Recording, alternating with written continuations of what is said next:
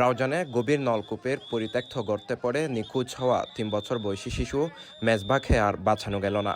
নিখোঁজের প্রায় ৪ ঘন্টা পর উদ্ধার করে হাসপাতালে নেওয়া হলে চিকিৎসকরা তাকে মৃত ঘোষণা করেন। বুধবার ২৮ জানুয়ারি রাতে উপজেলার খদলপুর ইউনিয়নে এই ঘটনা ঘটে।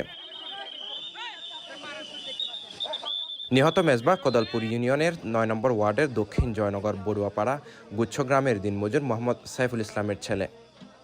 এর আগে বিকেল ৪:৩০টায় গর্তে পড়ে যাওয়ার পর শিশুটিকে উদ্ধারে ফায়ার সার্ভিসের ২টি ইউনিট ও স্থানীয়রা আপ্রাণ চেষ্টা চালায়। প্রায় ৪ ঘন্টার শ্বাসরুদ্ধকর অভিযান শেষে রাত ৮:৩০টার দিকে শিশুটিকে গর্ত থেকে অচেতন অবস্থায় উদ্ধার করা হয়। তাৎক্ষণিকভাবে তাকে স্থানীয় হাসপাতালে নিয়ে যাওয়া হলে কর্তব্যরত চিকিৎসক তাকে মৃত ঘোষণা করে।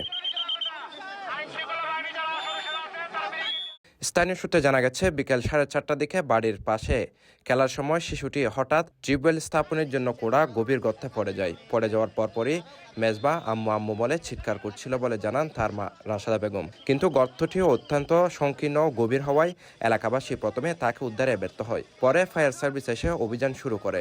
প্রায় ৪ ঘন্টার শ্বাসরুদ্ধকর অভিযানে তাকে উদ্ধার করা গেলেও শেষ পর্যন্ত তাকে বাঁচানো গেল না। CTG post, Chittagong.